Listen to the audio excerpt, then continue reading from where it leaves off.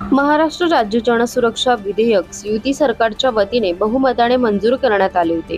शहरी नक्षलवाद आणि लोकशाही विरोधी संघटनांचा बिमोड करण्यासाठी हे विधेयक असल्याचे सरकारकडून सांगितले जात आहे। मात्र या जनसुरक्षा विधेयकाला कोपरगाव महाविकास आघाडीने काळा कायदा म्हणत तीव्र विरोध दर्शवला आहे।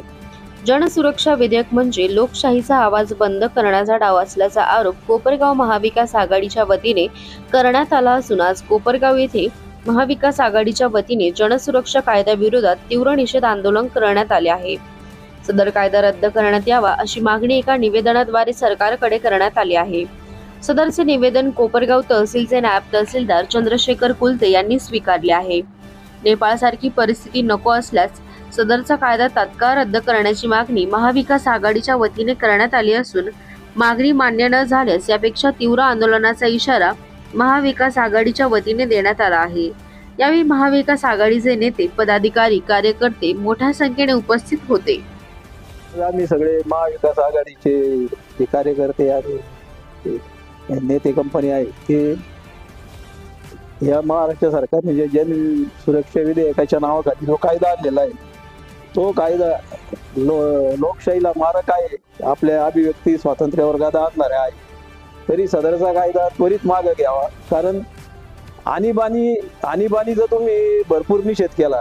हे इक्वल टू आणीबाणीच आहे ना, म्हणजे जनसुरक्षा कायदा फक्त आणीबाणी याला म्हटलं नाही, जनसुरक्षा कायदा याला म्हटलेलं आहे। दुसरं काय आहे, आणीबाणीमध्ये विरोधकांना डायरेक्ट न विचारता काही न करता जेलमध्ये टाकून दिलं, तसंच हे आहे।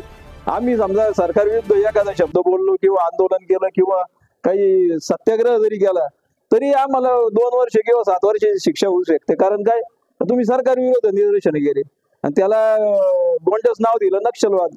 हिंसाचाराला कोणी समर्थन करणार नाही आणि आपली महाराष्ट्राची जनता तर एवढी शोषिक आहे। बरं, फडणवीसला सहन केलं ना, अजून सगळ्यांना सहन केलं, तरी पण काही कुठे हालचाल झाली का? तरी व महाराष्ट्रात तरी हे विधेयक लागू करू नये आणि जनसुरक्षा कायदा त्वरित रद्द करावा। अन्यथा यापेक्षा आता नेपाळचं उदाहरण द्यायला काही हरकत नाहीये। नेपाळमध्ये असंच झालं, त्या सरकारने अतिरेक केला, भ्रष्टाचाराचा अतिरेक केला, बाकीच्या सगळ्याच गोष्टीचा अतिरेक केला। तिथं काय परिस्थिती झाली बघितलं तुम्ही, सुप्रीम कोर्ट सुद्धा जाळून टाकलं लोकांनी, पंतप्रधानांना ठेवलं नाही। तर इथं तर काय फडणवीस काय कोण आहे? शिवसेना उठली तर मग सगळं वाटोळ होऊन जाईल। पण आपल्याला काही तसं करायचं नाही। तरी पण जन सुरक्षा कायदा सरकारने त्वरित मागे घ्यावा ही त्यांना विनंती करतो आणि थांबतो। जय हिंद, जय महाराष्ट्र। येत्या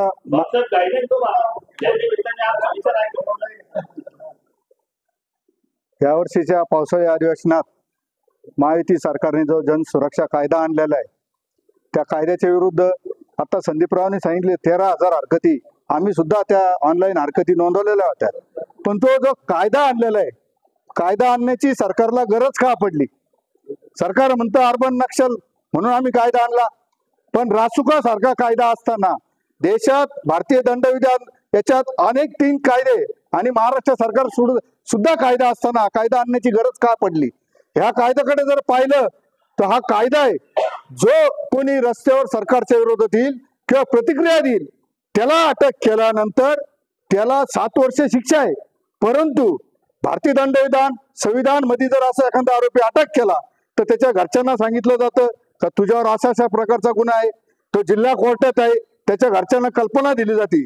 पण ह्या कायद्यात जर अटक केलं तर त्याच्या विरुद्ध दाद कुठं मागायची याचा सुद्धा उल्लेख नाही। का जिल्हा कोर्टात जायचं, का हायकोर्टात जायचं, का सुप्रीम कोर्टात जायचं? म्हणजे आज सरळ सर या सरकारची हुकुमशाहीकडे वाटचाल आहे, म्हणजे हळूहळू स्लो रीतीने।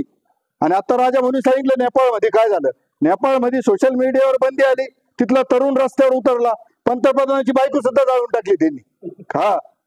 माझी पंतप्रधानाची बायको सुद्धा जाळून टाकली त्यांनी घरात। देवेंद्र फडणवीस सरकारला एक गोष्ट निश्चित सांगतो, हे आंदोलन आम्ही आंबेडकर चळवळीतले कार्यकर्ते सामाजिक प्रश्नावर कायम रस्त्यावर उतरतो। आम्ही जेव्हा रस्त्यावर उतरू तो निश्चित हा कायदा आमच्यासाठी असं समजतो। महायुती सरकारने जनतेचा, सामाजिक कार्यकर्त्यांचा, पत्रकारांचा, युवकांचा, विद्यार्थ्यांचा, आमच्या महिला भगिनींचा आणि सर्व वंचित घटक जे यांचा आवाज दाबण्याकरता एक जनसुरक्षा विधेयक या ठिकाणी पाशवी बहुमताच्या जोरावर त्यांनी पारित केलं. मुळामध्ये याच्यामध्ये त्यांनी अर्बन नक्षलवादाचा त्या ठिकाणी त्याच्याकरता आम्ही करतोय सांगितलं, पण जे विधेयक बनवलं त्याच्यामध्ये नक्षलवाद हा शब्दच नाही. म्हणजे नक्षलवादाचं नाव करायचं आणि त्यानंतर सरकारच्या विरोधातला गावोगावचा, तालुका पातळीवरचा, शहर पातळीवरचा आवाज दाबायचा, याच्याकरता हे विधेयक या सरकारने आणलेलं आहे. म्हणजे विद्यार्थ्यांनी उद्या एसटी करता आंदोलन केलं त्यांना त्रास होणार, पासेस करता आंदोलन केलं त्यांना त्रास होणार, आमच्या महिला भगिनींनी रेशन करता आंदोलन केलं त्यांना त्रास होणार, आणि राजकीय पक्षांनी जर सरकारच्या विरोधात भूमिका घेतली तर त्यांना सुद्धा त्या ठिकाणी पोलिसांकरवी अटक करायची तरतूद या विधेयकामध्ये केलेलं आहे.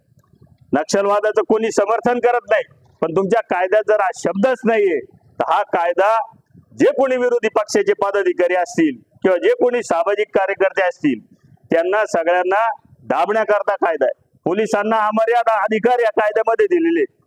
म्हणजे पोलीस तुमच्या घरात घुसून तुमच्या घराची विना वॉरंट त्या ठिकाणी तपासणी करू शकतात. 2 ते 7 वर्षाची शिक्षा आहे.